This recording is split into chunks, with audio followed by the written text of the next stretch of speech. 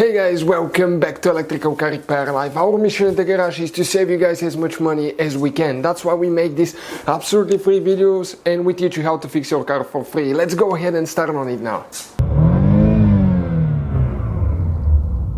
So for the AC compressor, which fuses we need to check, guys, we'll demonstrate on this Dodge Challenger that we have here. Now guys, quick reminder, many of you that own that Dodge Challenger do not know about all the hidden fuse boxes. We made a special video on our YouTube channel about fuse box location on Dodge Challenger, check it out.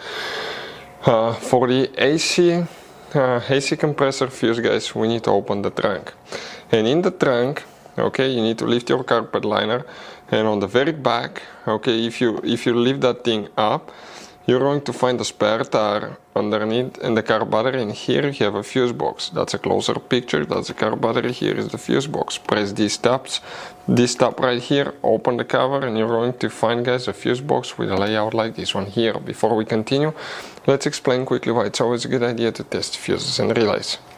It is, guys, very important to test fuses and relays. On those fuses you cannot clearly see if they're burnt or not, especially you can see in the J-case fuses as well. And if you guys assume, okay, let's say you remove a fuse, you look at it and you assume, guys, that it's actually a good fuse, but it's actually a bad fuse, sometimes you cannot clearly see that.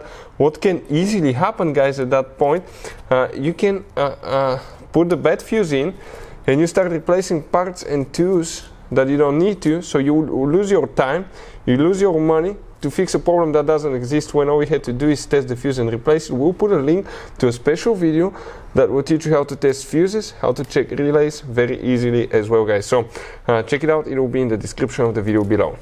So guys, let's explain which fuses we need to check. By the way, if your air conditioner doesn't work, AC doesn't work, AC blows hot air, we have videos on the channel that will explain how to fix that, what causes it, check it out.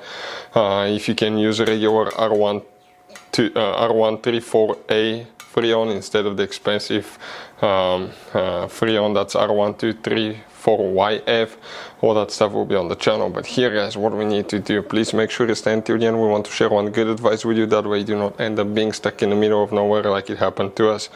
If we zoom in a little bit, fuse number 15 will be the first fuse that you need to check right here. Then we need to, guys, check fuse number 32.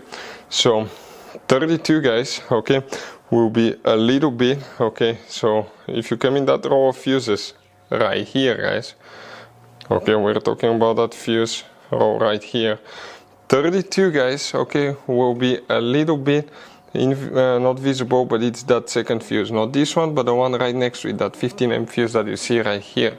Also, you need to check fuse number 53.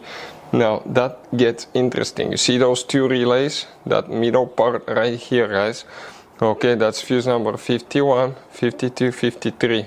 That fuse right here, 10 fuse, will need to be checked.